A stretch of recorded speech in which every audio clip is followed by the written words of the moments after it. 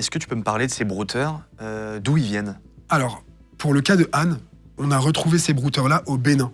Comme je le disais justement, en général, les escroqueries sentimentales, elles proviennent du Nigeria ou du Bénin, ou en général plus largement d'Afrique. Elles peuvent provenir également des Philippines, mais c'est beaucoup plus rare.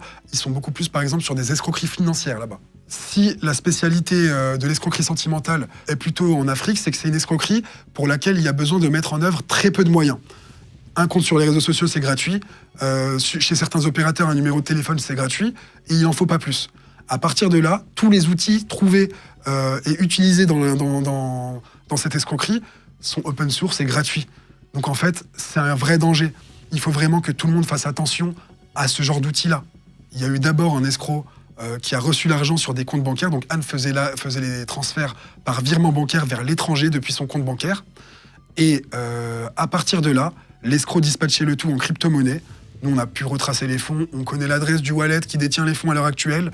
Et on a surtout l'adresse de la maison de l'escroc, le nom de l'escroc et énormément d'informations sur lui.